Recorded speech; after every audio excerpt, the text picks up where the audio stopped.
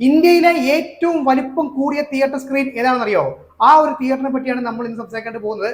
അപ്പോ നമ്മുടെ നാട്ടിൽ നിലവിലുള്ള ഏറ്റവും വലിപ്പം കൂടിയ തിയേറ്ററുകൾ ഏതൊക്കെയാണെന്ന് ചോദിക്കുകയാണെങ്കിൽ നമ്മുടെ ട്രിവാൻഡ്രം ഐമാക്സ് തിയേറ്റർ.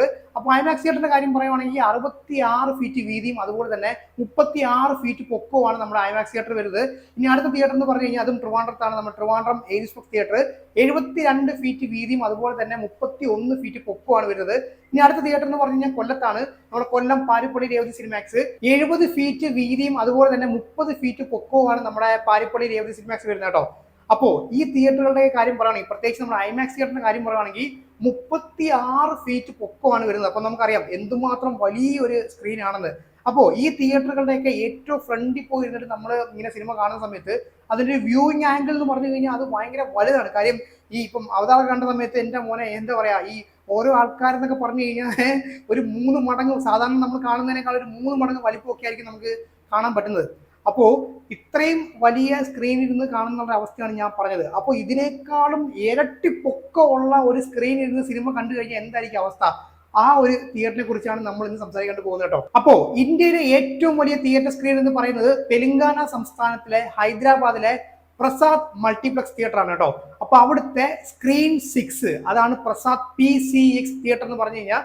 അപ്പോൾ ആ ഒരു തിയേറ്റർ ആണ് ഇന്ത്യയിലെ ഏറ്റവും വലിപ്പമുള്ള തിയേറ്റർ സ്ക്രീൻ. അപ്പോൾ ഈ പ്രസാദ് മൾട്ടിപ്ലക്സിനെ കുറിച്ച് പറയുമ്പോഴേ മൊത്തം അവിടെ 6 സ്ക്രീൻ ആണ് വരുന്നത്.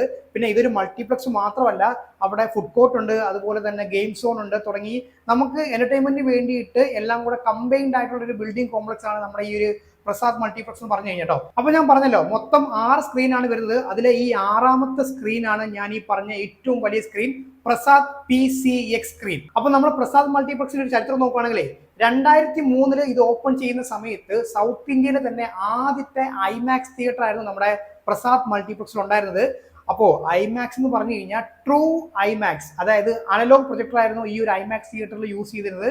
അതായത് 70mm ഫിലിം പ്രൊജക്ഷൻ. നമ്മളൊക്കെ ഇപ്പം ഇങ്ങനെ ഒരു തിയേറ്റർ വേണം എന്ന് ആഗ്രഹിക്കുന്ന ഒരു സാധനമാണ്. അതാണ് 2003 അന്ന് അവർ ചെയ്തു വെച്ചത് കേട്ടോ. അപ്പോൾ 2014 നമ്മുടെ ഇൻഡർസ്റ്റെല്ലാർ എന്ന് പറഞ്ഞ മൂവി റിലീസായ സമയത്ത് ആ ഒരു സിനിമ ക്രിസ്റ്റഫർ നോളന്റെ സിനിമയാണല്ലോ, അപ്പൊ അതുകൊണ്ട് തന്നെ അത് ഫിലിമിൽ ഷൂട്ട് ചെയ്തൊരു സിനിമയാണ്.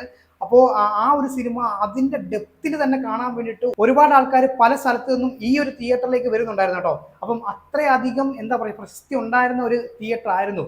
പക്ഷേ അൺഫോർച്ചുനേറ്റ്ലി അതായിരുന്നു അവിടെ കളിച്ച അവസാനത്തെ ഒരു 70mm ഫിലിം പ്രൊജക്ഷൻ സിനിമ എന്ന് പറഞ്ഞു കഴിഞ്ഞാൽ. അതിന്റെ ഒരു കാരണം എന്താണെന്ന് വെച്ച് കഴിഞ്ഞാലേ, ഈ ഫിലിം പ്രൊജക്ഷനിൽ നിന്ന് ഇപ്പം എല്ലാവരും നേരെ ഡിജിറ്റലിലേക്ക് മാറിയ ഒരു സമയമാണല്ലോ. അതായത് വർഷത്തിൽ തന്നെ ഒരു ഫിലിം പ്രൊജക്ഷനിൽ ഇറങ്ങിയ സിനിമ വന്നെന്ന് പറയാം. ക്രിസ്റ്റഫർ നോളൻ തുടങ്ങിയ ആൾക്കാർക്ക് മാത്രം, വളരെ ചുരുങ്ങിയ ആൾക്കാർ മാത്രമാണ് ഈ ഫിലിം പ്രൊജക്ഷൻ ഷൂട്ട് ചെയ്യുന്നത്, അതുപോലെ തന്നെ ഈ ഒരു ഐമാക്സ് 70mm സിനിമ കാണിക്കുന്നത്. അപ്പോൾ അതുകൊണ്ട് തന്നെ 3-4 വർഷം കൂടിയിരിക്കുമ്പം ഒരു സിനിമ വന്നു കഴിഞ്ഞാൽ ആ ഒരു തിയേറ്ററിനെ സംബന്ധിച്ച് അതൊരു നല്ല കാര്യമല്ല. അപ്പൊ അതോട് കൂടിയിട്ട് 2014 ആ ഒരു തിയേറ്റർ ക്ലോസ് ചെയ്യായിരുന്നു കേട്ടോ. പക്ഷേ അവിടെ കൊണ്ട് നമ്മുടെ പ്രസാദ് മൾട്ടിപ്ലക്സിന്റെ ഒരു അവസാനമല്ലായിരുന്നു, സ്ക്രീൻ 6ന്റെ ഒരു അവസാനമല്ലായിരുന്നു.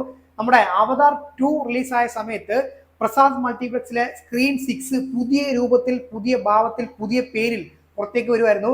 അതാണ് ഇപ്പൊ നമ്മൾ കാണുന്ന പ്രസാദ് PCX സ്ക്രീൻ. അപ്പോ നമുക്ക് ഈ ഒരു PCX സ്ക്രീനിന്റെ പ്രത്യേകതകൾ എന്തൊക്കെയാന്ന് നോക്കിയാലോ. ആദ്യം തന്നെ സ്ക്രീൻ സൈസിലേക്ക് തന്നെ വരാം, നേരിട്ട് ആ ഒരു പോയിന്റിലേക്ക് തന്നെ പോകാം കേട്ടോ.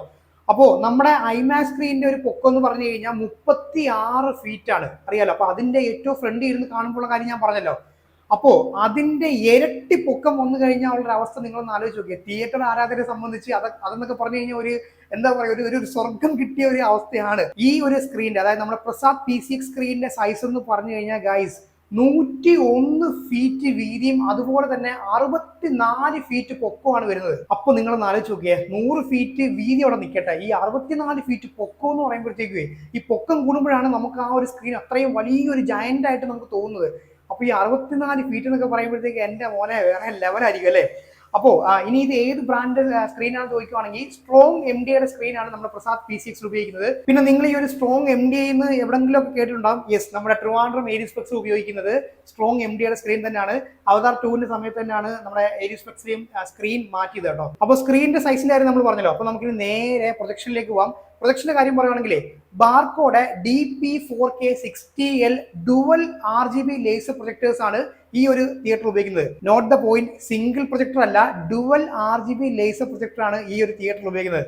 അപ്പൊ തന്നെ നിങ്ങൾക്ക് ഏതാണ്ട് കാര്യങ്ങളൊക്കെ മനസ്സിലായി കാണുമല്ലോ. അപ്പോൾ ഇതിന്റെ ബ്രൈറ്റ്നസ് നോക്കുവാണെങ്കിൽ 60,000 ലൂമൻസ് പ്രൊഡ്യൂസ് ചെയ്യാൻ കേപ്പബിൾ ആയിട്ടുള്ള ഒരു ബാർകോഡ് ഫ്ലാഗ്ഷിപ്പ് ലെവൽ പ്രൊജക്ടർ ആണ് നമ്മുടെ ഈ ഒരു P6 സ്ക്രീനിൽ ഉപയോഗിക്കുന്നത് കേട്ടോ. പക്ഷെ പിന്നീട് അവർ ഈ ഒരു പ്രൊജക്ടറിനെ റീപ്ലേസ് ചെയ്തിട്ടുണ്ടായിരുന്നു.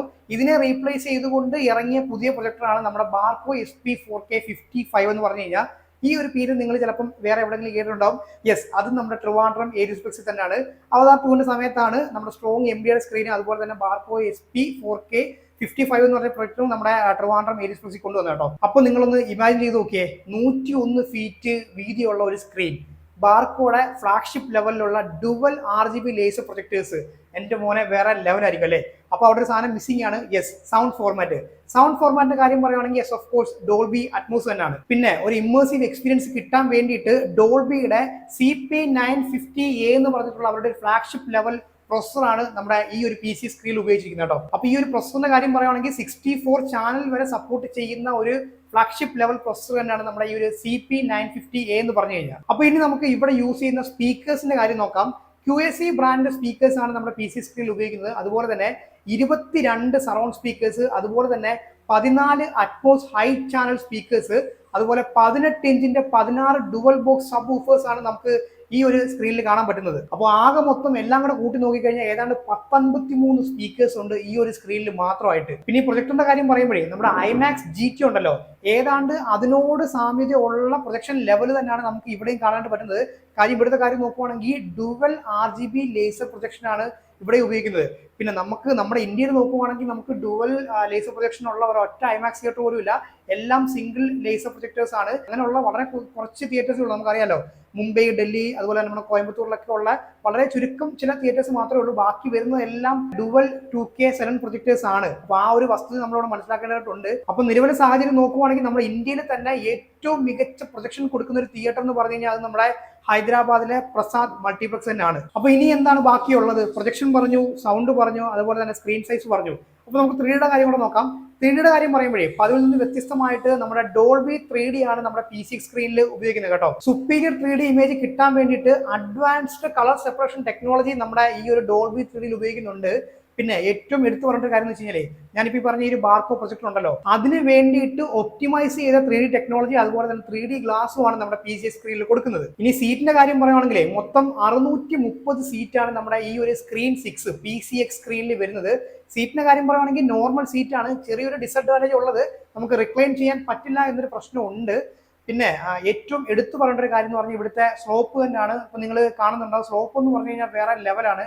കാര്യം എന്താണെന്ന് വെച്ച് കഴിഞ്ഞാൽ നമ്മൾ സാധാരണ ഒരു തിയേറ്ററിൽ പോകുകയാണെന്നുണ്ടെങ്കിൽ നമുക്ക് ആ ഒരു റിക്ലൈൻ ചെയ്യുന്ന പോർഷൻ, പുറകിലത്തെ പോർഷൻ നമുക്ക് കാണാനായിട്ട് പറ്റും. പക്ഷെ ഇവിടുത്തെ കാര്യം പറഞ്ഞു കഴിഞ്ഞാൽ നമ്മുടെ ഫൂട്ടിന്റെ ലെവലിലാണ് ആ ഒരു പോർഷൻ വരുന്നത് കേട്ടോ. അപ്പൊ അത്രയും ഗംഭീര സ്ലോപ്പ് തന്നെയാണ് നമ്മുടെ ഈ ഒരു സ്ക്രീനിൽ കൊടുത്തിരിക്കുന്നത്. അപ്പോൾ ഇനി എല്ലാവരുടെയും സംശയം എന്ന് പറഞ്ഞാൽ ഇതിന്റെ ടിക്കറ്റ് ചാർജ് എത്ര ആയിരിക്കും എന്നാണ്.